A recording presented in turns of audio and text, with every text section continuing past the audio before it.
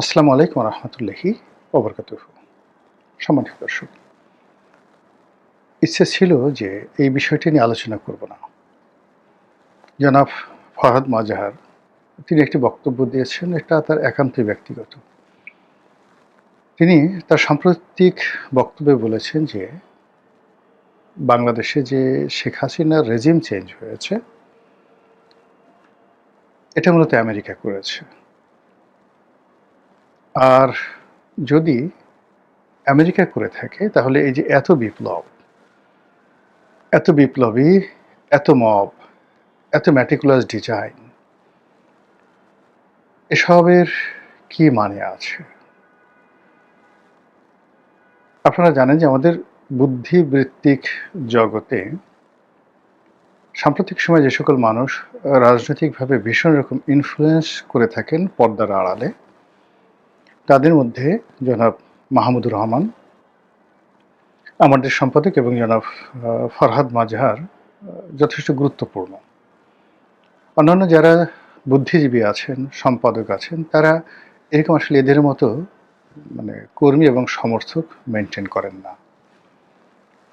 মাহমুদুর রহমান ইসলামপন্থী যে সকল সংগঠন রয়েছে, এন্টি জামাত না, ঠিক জামাতের মধ্যেও আছে, আবার এন্টি জামাতের মধ্যেও আছে।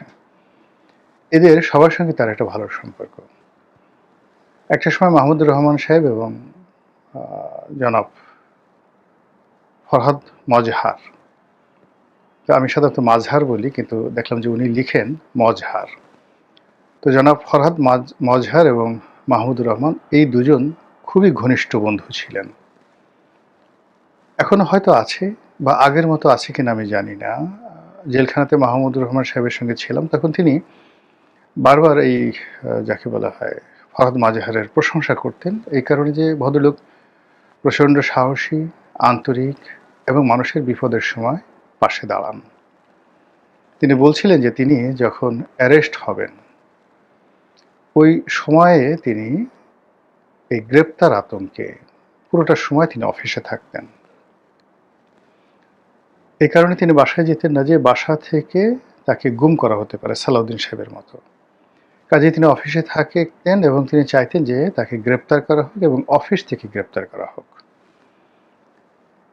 তো ঠিক সেই যে তিনি তার যে সেই দুঃসহ জীবনগুলো অফিসে, ওই সময়টিতে তাকে যে প্রেরণা যোগাতেন অনেকটা বনলতা সেনের মতো, তিনি ফরহাদ মজহার।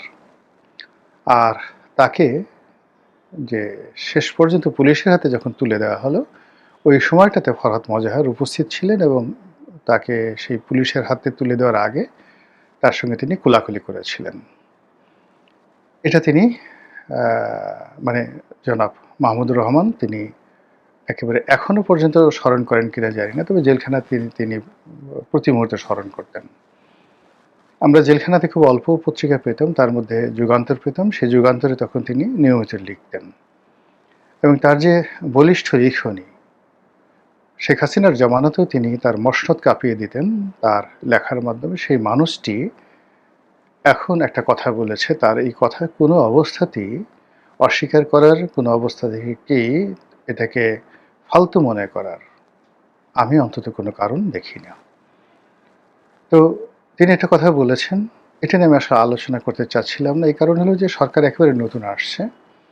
এক্ষেত্রে যে কোনো নেতিবাচক কথা, যে কোনো ভয়, যে কোনো ভীতি, আতঙ্ক, এটি সরকারের যে গতি এটাকে কমিয়ে দেবে, সরকারকে আরও বিপদগ্রস্ত করে তুলবে। সরকার উদ্যমতা হারাবে আর প্রতিপক্ষ আরও শক্তিশালী হয়ে পড়বে। এখানে একটা জিনিস আমি আপনাকে বলি, আমার সিক্স সেন্স বলছে যে কোনো কারণে যদি বর্তমান সরকার ফেল করে, সেখানে আওয়ামী লীগের পুনর্বাসিত হওয়ার, আওয়ামী লীগের ফিরে আসার সম্ভাবনা বলতে গেলে শূন্য। তাহলে কে আসবে আমরা জানি না। এই বর্তমান যারা ডক্টর মোহাম্মদ ইউনূস আছেন, এনসিপি আছেন, তারা কি আবার আসবেন? প্রশ্নই আসে না। কারণ ইতিহাস বলে সুযোগ কখনো দ্বিতীয়বার একই সুযোগ দ্বিতীয় ফর্মে আসে না।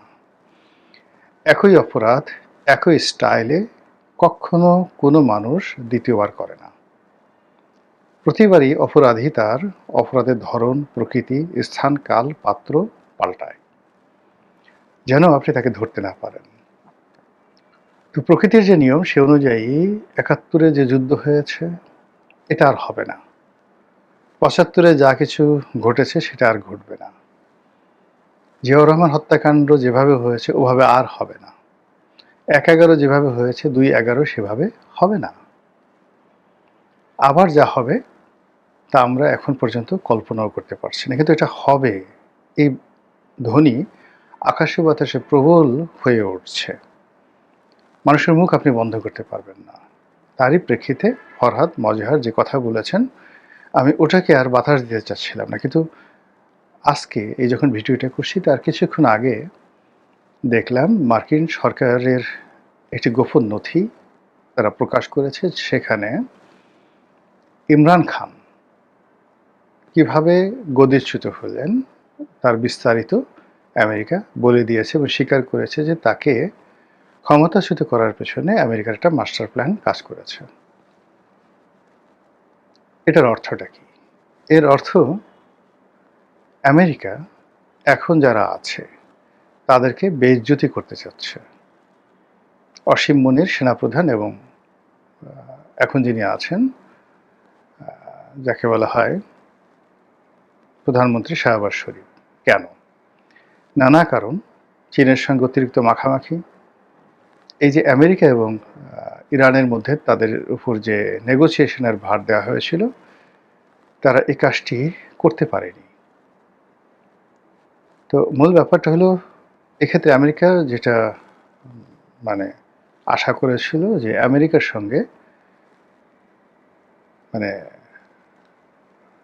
পাকিস্তান অংশীজন হবে, তাদের তাবেদার হিসেবে লাঠিয়াল হিসেবে কাজ করবে। কিন্তু দেখা গেল যে আলাপ আলোচনায় বিভিন্ন সময় তারা ইরানের প্রতি তাদের দুর্বলতা প্রকাশ করেছে এবং যে বিষয়টি সামনে এসছে সেটা হলো ইরানের বেশ কিছু জঙ্গি বিমান, সেই জঙ্গি বিমান পাকিস্তানের বিভিন্ন সামরিক ঘাঁটিতে পাকিস্তান আশ্রয় দিয়েছিল। এই ঘটনা জানাজানি হওয়ার পর এবং এই ইরান এবং আমেরিকার যে শান্তি আলোচনা সেটার কোনো ফলাফল আনতে না পারার কারণে মনে করছে আমেরিকা প্রশাসন যে অসীম মুনির এবং এখন যিনি আছেন তিনি অপদার্থ, তাকে দিয়ে কোনো কাজ হবে না, কাজে আবার রেজিম চেঞ্জ করতে হবে। আবার রেজিম চেঞ্জ করার জন্য তারা সেই আগের অতীতের রেকর্ডগুলো বাজাচ্ছে। এখন এক্ষেত্রে কি ইমরান খানের ফিরে আসার সম্ভাবনা আছে? যতক্ষণ পর্যন্ত সেনাবাহিনী আছে, যতক্ষণ পর্যন্ত আমেরিকার কর্তৃত্ব আছে, ততক্ষণ পর্যন্ত ইমরান খানের ফিরে আসার কোনো সম্ভাবনা নেই। আমেরিকার যে ইতিহাস তারা একবার খরচের খাতায় ফেলে দিলে দ্বিতীয়বার তাদেরকে আর তারা গ্রহণ করে না। তো এই খবর জানার পরে বাংলাদেশে যে সাম্প্রতিক সময় যে বক্তব্য, এনসিপি যে বক্তব্য দিচ্ছে, জামাত যে বক্তব্য দিচ্ছে, ডক্টর মোহাম্মদ ইউনূস এবং তার যারা লোকজন রয়েছেন তারা যেভাবে নড়াচড়া করছেন, যেভাবে ডক্টর মোহাম্মদ ইউনূসের উপদেষ্টা যারা আছেন সাম্প্রতিক সময় তারা যেভাবে তৎপর হচ্ছেন, এটা জনাব তারেক রহমান সাহেবের জন্য কোনো অবস্থাতেই ভালো লক্ষণ নয়।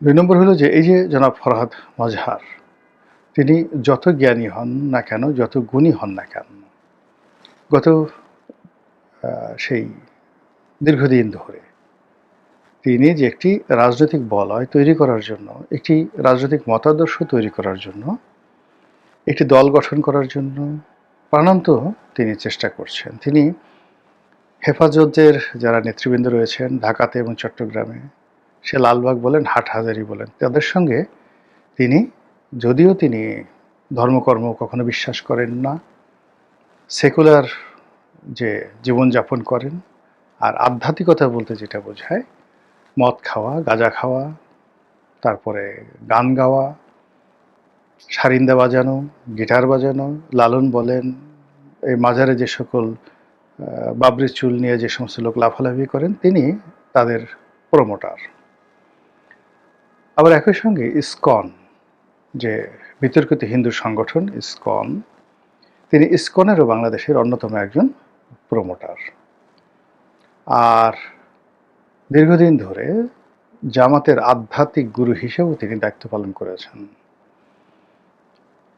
একই সঙ্গে বিএনপির যারা লোকজন রয়েছে সাম্প্রতিক সময় তারা হয়তো তাকে পছন্দ করছেন না, কিন্তু সুদীর্ঘকাল ধরে তারা বিএনপির যারা লোকজন, বুদ্ধিবৃত্তিক যারা লোকজন, তারা ফরহাদ মজহারকে নিজেদের আরাধ্য পুরুষ হিসাবেই কল্পনা করেছেন। কিন্তু ফরহাদ মজহার কারো পকেটে ঢুকেননি। তিনি তার মতো করে চলেছেন এবং এখনো চলে যাচ্ছেন। আপনাদের মনে আছে যে হোটেল, একটা 5 স্টার হোটেলে, সম্ভবত সোনারগাঁ হোটেলে ইনসাফ কায়েম কমিটি নামক একটি সংগঠন তিনি এবং সাংবাদিক শওকত মাহমুদ সহ আরও অনেককে নিয়ে তিনি করার চেষ্টা করেছিলেন। এবং ওই সময়টিতে সরকার এই কাজ সন্দেহের চোখে দেখেছিল, ফরহাদ মজহারকে টার্গেট করেছিল, কিন্তু সেই শওকত মাহমুদকে গ্রেপ্তার করেছিল। আর অন্যদিকে বিএনপিও ঠিক এই কাজটিকে ভালোভাবে নেয়নি। তো ওই ইনসাফ কায়েম কমিটি বা ওই ধরনের যে তৎপরতা, এর সঙ্গে কি সরকার জড়িত? মানে তৎকালীন আওয়ামী লীগ সরকার জড়িত, ডিজিএফআই জড়িত, নাকি মার্কিন ডিপ স্টেটের একটা পলিসি ছিল? এটা এখনো পর্যন্ত ওই বিষয়টা নিয়ে কেউ খোলাসা করেনি। কিন্তু ওই যে তার সঙ্গে সঙ্গে যারা ছিল, তারা মোরলেস সবাই কিন্তু এখন বিপাকে আছে। একমাত্র ফরহাদ মজহার, তিনি দিব্যি ঘুরে বেড়াচ্ছেন।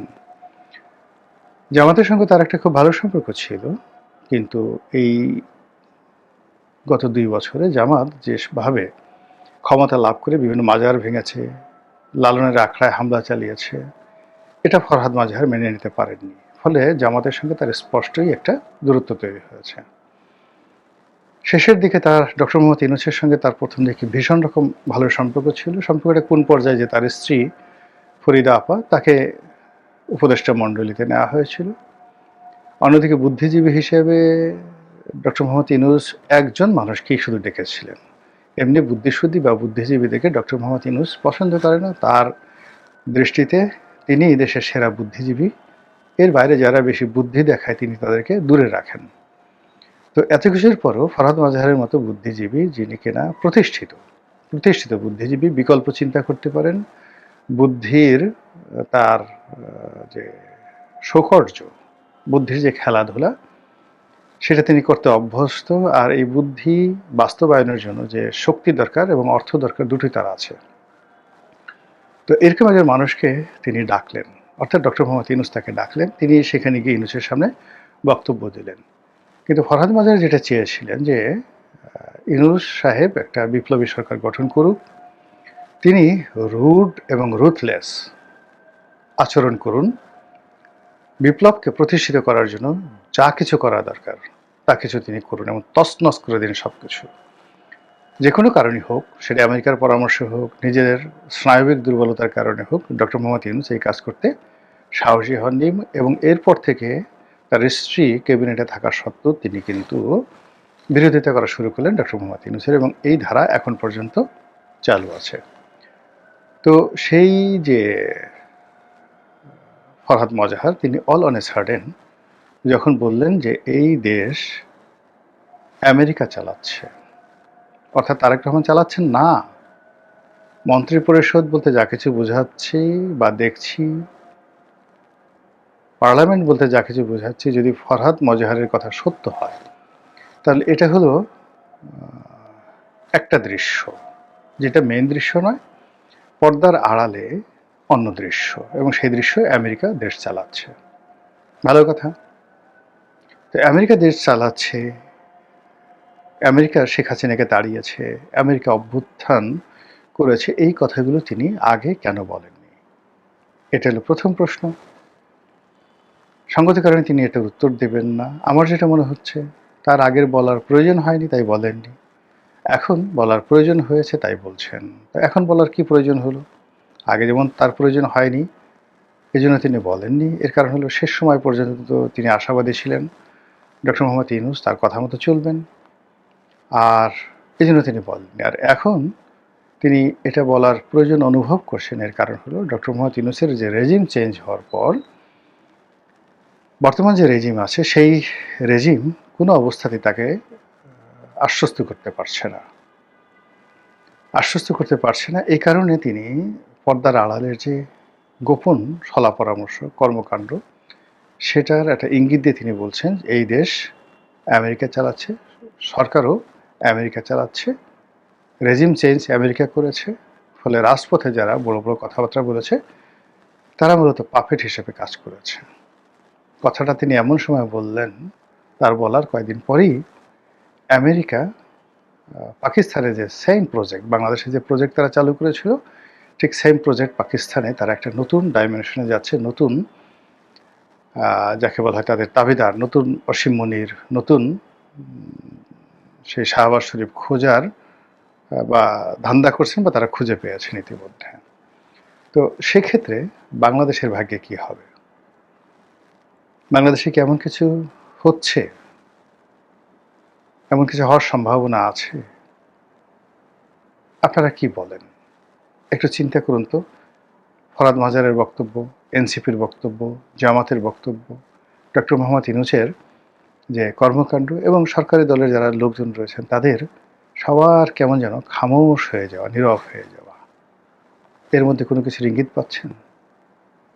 যদি পেয়ে থাকেন, আপনি আমি তো সাধারণ মানুষ। আমেরিকার মতো বড় একটা রাষ্ট্র যদি চক্রান্ত করে, দেশের বড় বড় রাজনৈতিক দলগুলো যেখানে আত্মসমর্পণ করে, দেশের বড় রাজনৈতিক দল যেখানে দিল্লির আশ্রয় চলে যায়, সেখানে আপনি আমি দোয়া ছাড়া কি করতে পারি? আর নিজেদের পিঠ বাঁচানো ছাড়া আমাদের আর কি করার আছে?